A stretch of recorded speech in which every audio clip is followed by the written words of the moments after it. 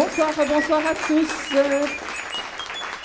Bonsoir à tous. Bienvenue à nouveau en direct du Centre culturel de Thoin avec notre invité Christian Morciot. Bonsoir.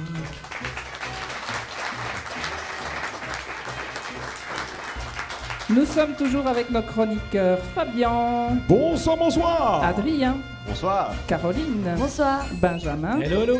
Dominique. Bonsoir les amis. Thierry. Bonsoir, et comme dit l'aveugle en prenant du papier de verre, c'est écrit serré. Jean-François. Bonsoir. Zaza. Bonsoir toi. Et Thomas, ça y est, ça va. Bonsoir. Bonsoir. Rebonsoir Christian. Bonsoir Poppy. Bonsoir Poppy. Bonsoir. Alors, Poppy. je vais vous dire un truc incroyable, parce que quand même, je pensais connaître Christian, mais hier, il m'a avoué un truc pas possible. Tant pis, je le dis. Il n'aime pas la Saint-Roch. Non. Aïe, aïe, aïe. Mais il y en a d'autres qui ont été élus tantôt. Eh bien oui, ça existe des gens qui n'aiment pas la Saint-Roch, et il y en a beaucoup d'ailleurs. Il suffit d'aller à La Panne, le troisième dimanche de mai. Il y a un rassemblement, il loue la ville. En fait, plusieurs Tudiniens louent la ville de Panne. Et c'est là que je lui dis, mais t'es né où toi? Il n'y a pas de folklore là, de là où tu viens. Et c'est là qu'il m'a expliqué qu'il venait de Jetogne, Orpe, qu'il n'y avait pas de folklore particulier, sauf le boudin vert. La confrérie du boudin vert. Alors, pourquoi tu n'aimes pas notre Saint-Roch, Christian? Allons. Mais je vais encore me faire huer parce que je trouve qu'il y a trop de gens. Il y a d'abord un paquet de déchets qui se fait qui est énorme. Deux, le culte de Napoléon, c'est pas trop ça. Mais nous tout ce sommes que je là pourrais pour dire, ça, de toute Christian. façon, vous ne le croirez pas et vous me lâcherez après. Si, on et doit alors, pouvoir parce que je entendre. crois que le gastriquement, c'est dur pour tout le monde. Et je pense qu'il y en a une série qui sont pas mal ravagées après. Et donc, moi, j'ai pas envie de faire ça. Maintenant, ceux qui veulent le faire, ils le font, tant mieux pour eux. Mais moi, je m'abstiens. Voilà. Allez. Et donc, quand tu parles gastriquement, tu veux dire par rapport au réchauffement de la planète? Non, ça n'a rien à voir. Ah non, je ne sais pas, je ne demande. Voilà, et oui, il faut pouvoir entendre que certaines personnes n'aiment pas la Saint-Roch. T'as quand même un groupe préféré, allez, Christian. Les plus jolis, les plus beaux. Mousquetaires. Mais il y en... Je sais qu'on ne peut pas dire, on ne peut plus dire la nouvelle compagnie, mais tout un temps, eux venaient à l'essor le lundi. Et bon, là, c'était... C'était Et sympathique. puis, j'avoue aussi que le samedi soir, dans les ruelles, ma compagne adorant, elle aime bien le son du tambour dans les petites rues. Et là, c'est vrai que ça fait un effet au niveau musique. C'est très dur de parler aux gens sans les regarder. Hein. On doit ici faire attention au micro. Et je ne peux pas regarder Poppy tout en parlant, donc c'est gênant. C'est C'est pas grave. On fait comme si on se regardait. On va mettre l'invité là. Oui, tout à fait. Et tu sais, Poppy, c'est bien parce que Christian nous révèle une des choses que peu de monde savent. C'est pour ça d'ailleurs que la retraite au flambeau a eu le samedi. C'est le problème gastrique. Si ça avait lieu mardi, toute la ville flamberait, évidemment. L'odeur des boulettes, la poudre et compagnie. Merci c'est Christian de nous préciser, ça c'est bien. Donc, dans les changements proposés l'année prochaine, il faut surtout laisser la retraite au flambeau le samedi pour une question de sécurité publique. C'est Oui, bien ou ça. alors on met un grand voir le ventilateur vendredi. à la ville haute. Ok, allez, on va continuer avec nos définitions. Dominique, Alors, que signifie le mot cabochon, qui est un nom masculin? C-A-B-O-C-H-O-N.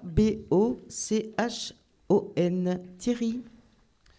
Cabochon vient de caboche et de cochon. Ce sont donc des idées qu'on a en tête à propos de jambon. Quelques exemples. Marie-Françoise Nicaise prend un malin plaisir à diffuser un reportage du magazine Terzac de la VRT qui se moque du FDF en Wallonie. Marie-Françoise OMR, on l'appelle maintenant l'amarante. Pour ceux qui connaissent les couleurs des partis politiques. Je suis allé donner une formation à Sambreville. C'était dans une grande salle de spectacle avec une scène de 400 personnes et des vrais fauteuils. L'échevin d'éducation était là. Il a commencé par un discours très pertinent qu'il avait écrit lui-même. Il paraît que ce sera bientôt la même chose à Thoin. On aura des fauteuils.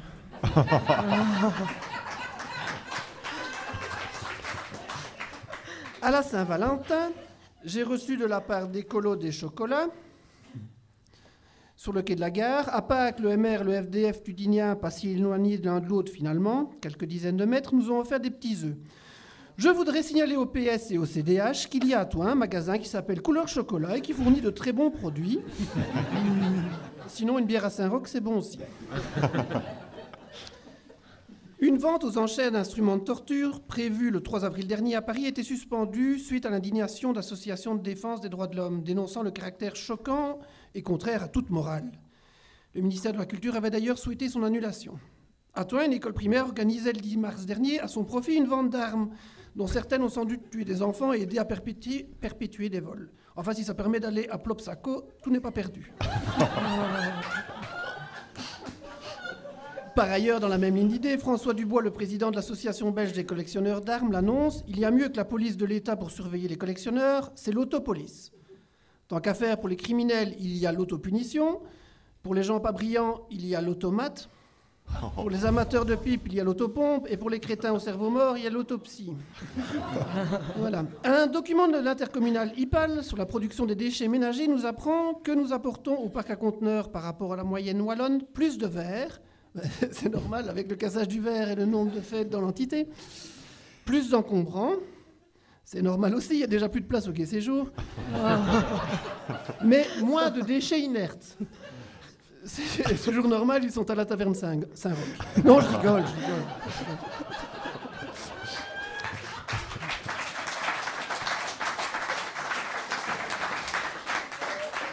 Le mois de mai arrive, c'est bientôt la tournée du patron. Du Saint-Patron. Stand-by pour le circuit de la Saint-Roch, on ne change rien pour cette année. Sauf ce petit scoop pour la remise des médailles, Patrice Vré a acheté une boîte de voyelles.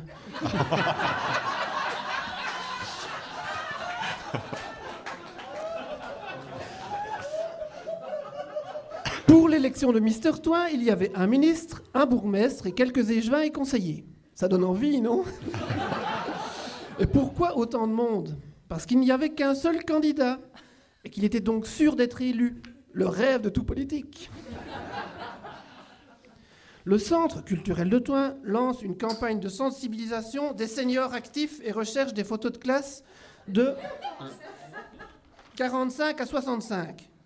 Mais j'en ai une, moi, de photographie de 1965. Quoi, moi, dont l'âge de la retraite s'éloigne année après année, je serais un senior actif? Un jeune vieux à la rigueur, mais un senior actif? Qu'est-ce qui est écrit sur cette affiche? Attendez, j'ai pas mes bonnes lunettes. Récompense. On offre quoi? Un pot de compote?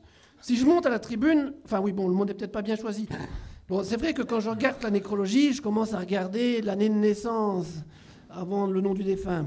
Et c'est vrai que quand je remplis un formulaire informatisé, le temps qu'il me faut pour faire défiler les années avant d'arriver à celle de ma naissance, ça longe.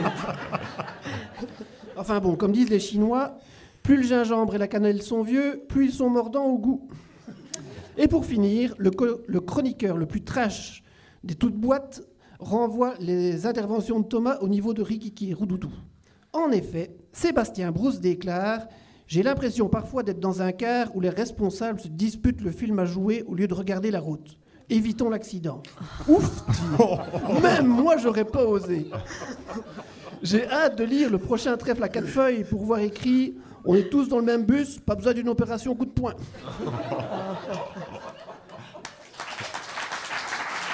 En très grande forme, Thierry. Merci Thierry. Merci Thierry. Et le cabochon, c'était? Le cabochon, c'est... C'est pas important. Moi j'ai noté idée qu'on a en tête à propos des gens bons. Voilà. Ah, voilà. J'avais noté la première phrase.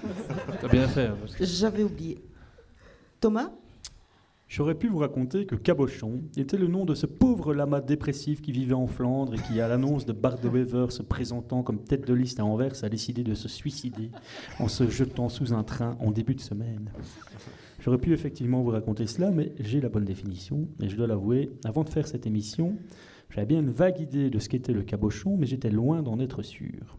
J'ai d'abord fait appel à un ami, appel concluant d'ailleurs, car il savait ce qu'était un cabochon, il en fabrique à son travail. Le cabochon, c'est le sommet de la colonne de pompe à bière, souvent placée sur les pompes du style, les pompes allemandes. Vous voyez les trucs en porcelaine et tout ça, enfin, en faïence, voilà exactement. Vous remarquerez quand même le coup de bol. C'est pas tout le monde qui a un ami qui travaille dans une société qui fabrique des pompes à bière. Comme quoi, le monde est bien fait. Par acquis de conscience, et pour voir s'il ne me racontait pas des conneries, je suis quand même servi de la magie de notre siècle, à savoir Internet. En naviguant sur le net, j'ai trouvé plusieurs autres définitions pour le mot cabochon, dont une que je connaissais, à savoir que le cabochon était aussi une insulte, un synonyme de idiot, imbécile. Ou alors, le cabochon est une petite pièce de dallage où on a orné un sol carrelé. Voilà. Oui, mais c'est quoi alors? En fait, c'est tout. Nous avons l'embarras du choix, Thomas. Merci. Jean-François? Mardi 29 mai 2012. Ça fait déjà 7 semaines que ça dure. Le temps s'écoule lentement, tristement. Même le retour du beau temps et des barbecues, des terrasses aussi imprévues qu'interminables, ne suffisent pas à combler l'incommensurable vide causé par cette disparition, certes programmée, mais néanmoins cruelle. Laurent Voulzy avait ses nuits sans Kim Wilde, nous avons désormais nos soirées sans The Voice. Rendez-vous compte, l'infographiste responsable de la mise en page de la couverture du ciné-télé-revue a les cheveux qui poussent à l'intérieur à cause de la dépression. Maureen Louis a été aperçue en bord de Meuse, l'air hagard, rôdant autour d'un nœud coulant fixé à un bloc de béton. Il paraît même que Suarez envisage d'enregistrer un nouvel album, c'est vous de dire. Comment ? Ce n'était pas Suarez ? Les deux copains comme cochons, là, toujours assis l'un à côté de l'autre dans leur siège tournant, c'était pas Suarez ? Oh pardon, excusez-moi, je suis confus. Qu'est-ce qu'on va bien pouvoir foutre, bon Dieu, pour occuper nos mardis ? Qu'est-ce qu'on va bien pouvoir sniffer comme produit de substitution pour atteindre le même état de transe quasi hypnotique face au lyrisme passionné d'un Quentin Mosimann ? Qu'est-ce qu'on va devoir se mettre à fumer pour continuer à entendre l'accent inimitable et traînant de B.G. Scott ? Qu'est-ce qu'on va devoir avaler comme pilule pour continuer à entendre les chevaliers et l'aspalaise de la chanson wallono-francophono-belge répéter l'un ce que vient de dire l'autre ? Comment allons-nous nous passer de la rhétorique affûtée d'une Lio, selon qui tout le monde il est beau, tout le monde il est gentil, mais que il faut quand même bien en finir par en virer quelques-uns. Que la RTBF, chaîne de service public, nous ait bassiné de cette chose pendant autant de semaines, soit. Mais quand je vois le vainqueur...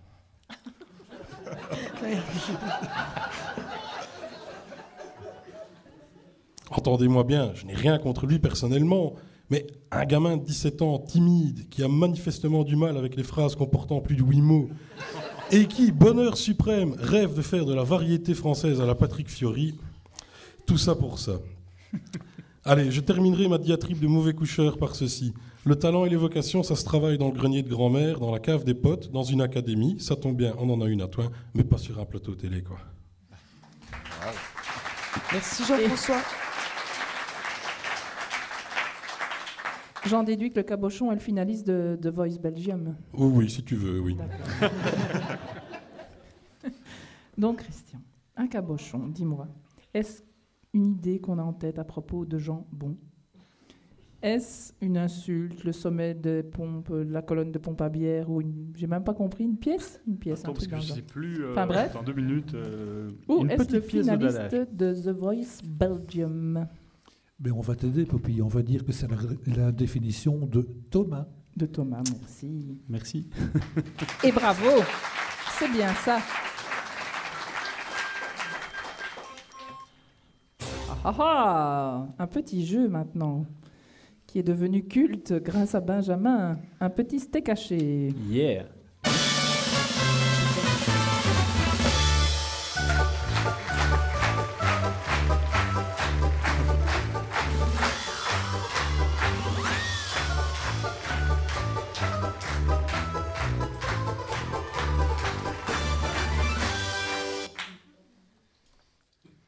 Oui. Tu vas nous donner tes instructions, parce que là, on est un peu Oui. perdu. Alors, je vous explique.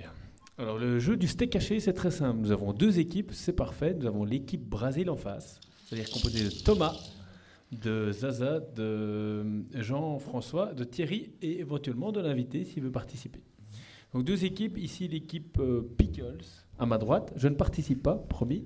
Et donc le jeu est très simple, ce sont des questions avec des choix multiples. Donc 3 questions par équipe, choix multiples, une réponse commune. Ça va ? Et puis on compte les points. Poppy, tu comptes les points. Un Je point compte par les points. bonne réponse. D'accord. Et si, Donc- et si je me trompe, on commence par l'équipe Brésil. Exactement. On va commencer par l'équipe Brésil. Équipe Brésil, vous êtes prêts ? Oui. On est prêts. Alors, première question. À quoi sert l'échelle de Beaufort ? Est-ce que ça sert à grimper sur le toit de Monsieur Beaufort ? Réponse B, à mesurer l'odeur d'un fromage comme le Beaufort. C'est con, je vous le dis. C, à mesurer la force des vents. Ou D, à remplacer l'échelle de Richter quand elle est cassée. Mais je savais que M. Beaufort était le voisin de M. Richter, Donc, Votre réponse, les Brasiles. Ben, les vents causés par le fromage, non ? C'est On les vend alors. Les vents, c'est à bon, mesurer à alors. force des Voilà, vents. voilà. Bonne réponse de l'équipe Bonne réponse. Brésil. Bravo. Bravo, l'équipe Brésil. Tu sais, Benjamin, ce que j'adore, c'est que j'entends des définitions, et je suis tout près du public, et j'entends des gens dans le public qui, au moment de la bonne définition, disent « Oui, oui, c'est ça !» Comme si le reste avait du sens. Pourtant, j'ai bossé, merde, pour le cacher. Alors, deuxième question, équipe Brésil. Est-ce que la reine du carnaval de Rio doit obligatoirement, réponse A, être métisse? Réponse B, être plus bonne que la plus bonne de tes copines? Réponse C, pouvoir danser 48 heures d'affilée et ceci sans prendre de drogue? Ou réponse D, être originaire de Rio? Est-ce qu'on est sûr que la reine est une reine? Parce qu'au Brésil, parfois c'est un roi, la reine. Écoute, la reine du carnaval de Rio doit obligatoirement être métisse, réponse A. Être plus bonne que la plus bonne de tes copines, réponse B. C, pouvoir danser 48 heures d'affilée et ceci sans prendre de drogue. Ou D, être originaire de Rio. Bah, excusons de test drogue, parce que déjà... Est-ce que Rio a pompé à Binge? Parce que si c'est... Bon, alors Ils sont votre assez réponse, sectaires, je sais pas. les Brésiliens. Originaire de Rio. Ah, Eh bien Originaire non, de elle Rio, doit voilà. obligatoirement Réponse être collégiale. métisse. allez, dis. Elle doit Donc obligatoirement pas de être points métisse. pour l'équipe Brésil. Dernière question pour l'équipe Brésil et puis on passe à l'équipe Pickles. Les premiers mots de Tarzan ont été réponse A, moi Tarzan, toi Jane. Réponse B, moi Jane, toi Tarzan. Réponse C, je me nomme Tarzan mais malheureusement je ne parle pas votre langue. Ou réponse D, Cheetah, je préfère qu'on s'arrête là.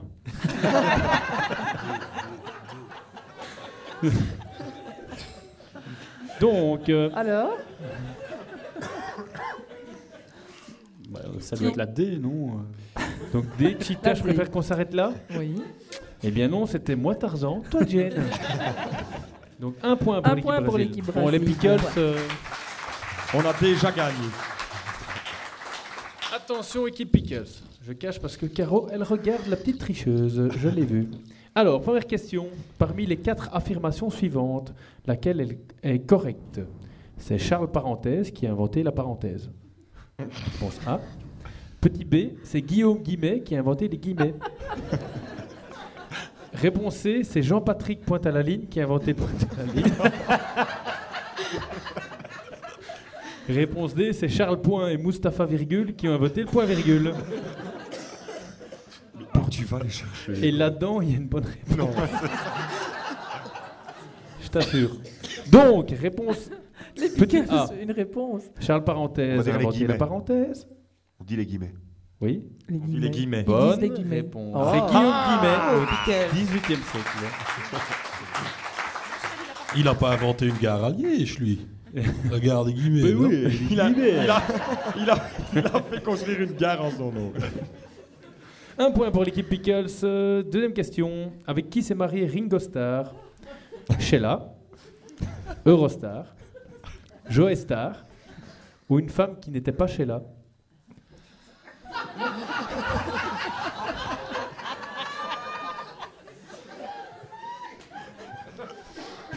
Caroline, c'est toi qui es dans le people, non? Donc Ringo Starr, est-ce que c'est Sheila? Est-ce que c'est Eurostar? Est-ce que c'est Joe Star? Est-ce que c'est une femme qui n'était pas Sheila? On n'était pas chez là, je pense. Bonne réponse de l'équipe Pickles. Bravo. Et attention, peut-être le sans faute de l'équipe Pickles. Dernière question, finissez cette chanson de feu des G-Squad. Boys Band connu. Je suis red dingue de toi, red dingue car tu vois. Réponse A, tu ressembles à un chamois. Tu es la seule que je vois. C'est la première fois pour moi, ou c'est toujours comme ça quand je bois. Et Donc, tu nous la La chantes phrase est G-Squad, je suis red dingue de toi. Tu veux que je la chante? Oui. Oui, oui. Je connais pas, mais c'est pas grave. Je suis redin de toi, redin car tu vois, tu ressembles à un chamois. Hein? Tu es la seule que je vois. Réponse B. C'est la première fois pour moi, ou c'est toujours comme ça quand je bois. C'est la première fois que C'est la ça première arrive fois comme pour ça. Ouais. Oui. Bonne réponse à son Ouais. faute. Sans faute, bravo. Si tu veux, je connais vraiment la chanson, Ben. Je suis red dingue de toi, red dingue car tu vois. Tu comprends pourquoi t'habites à l'Aube?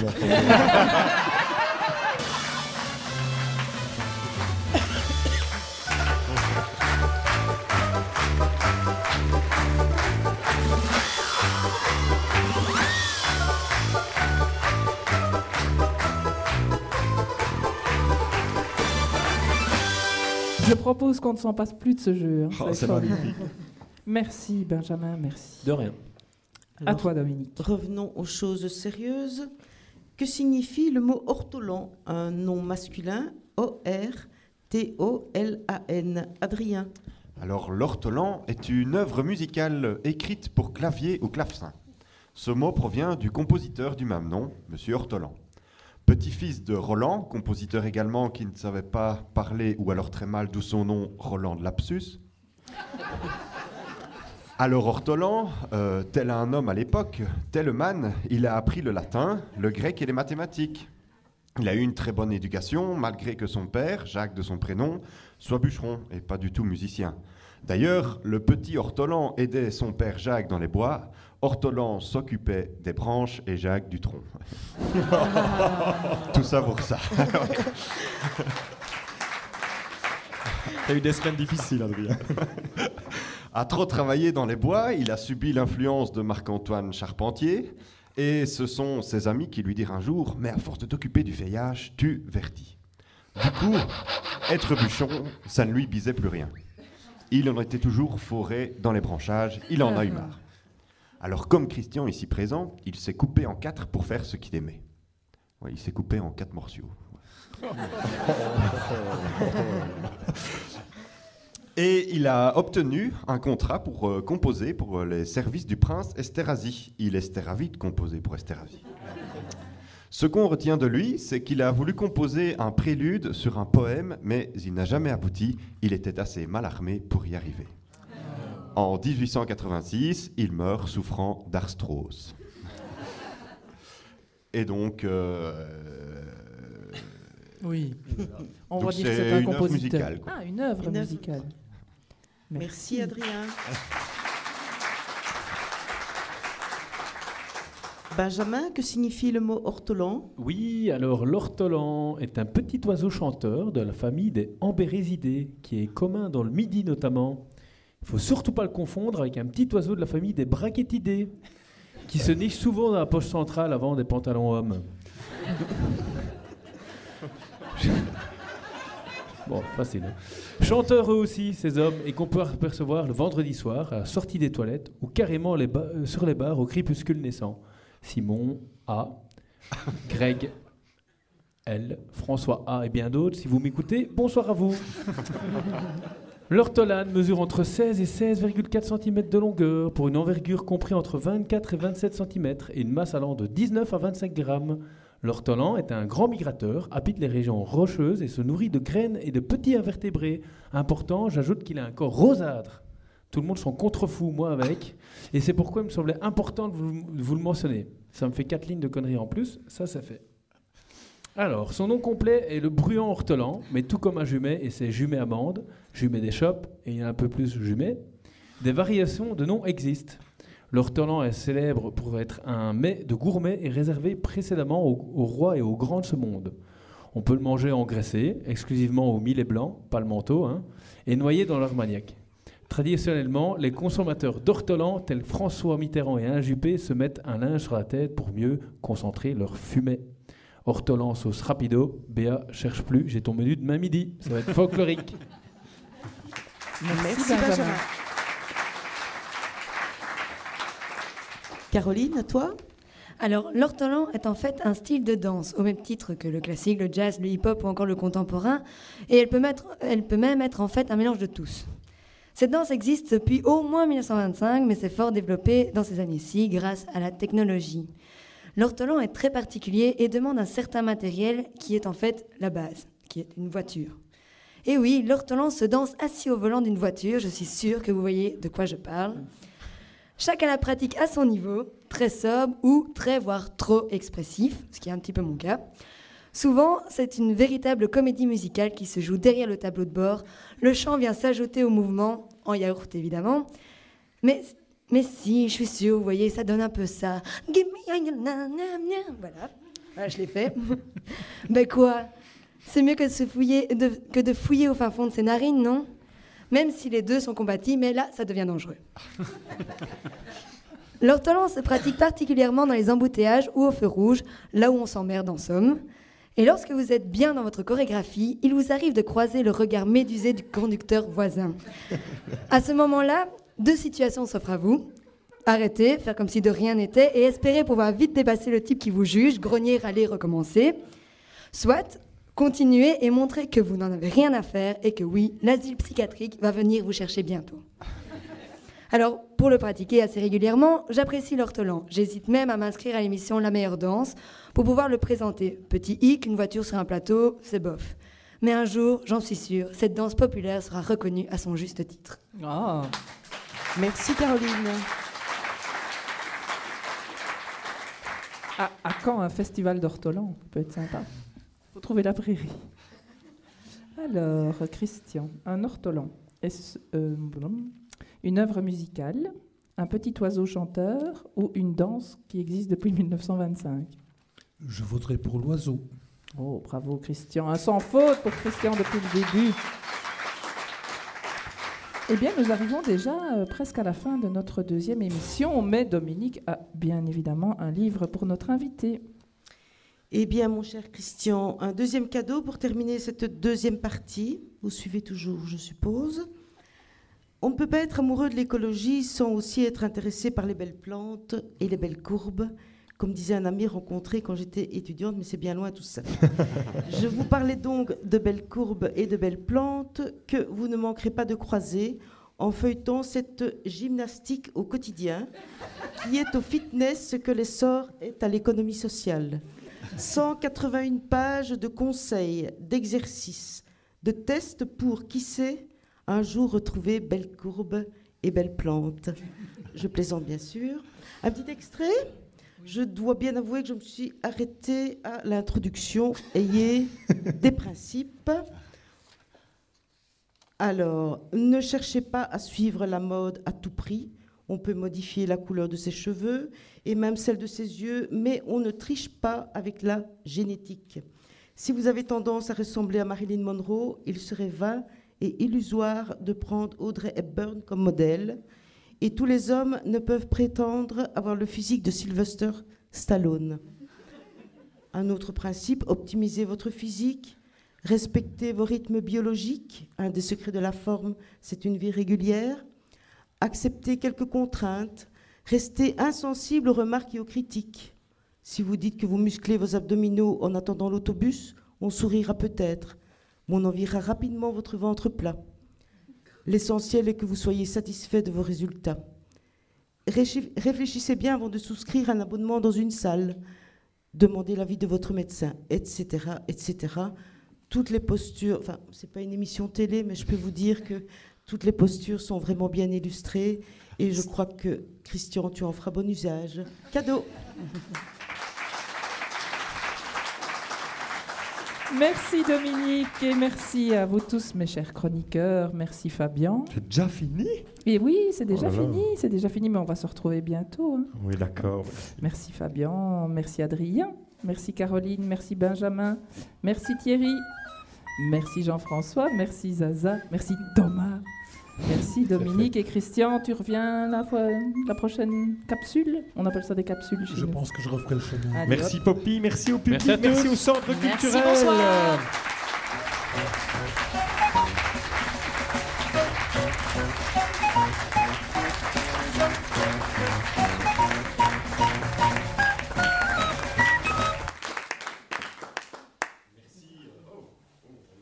Merci public aimé.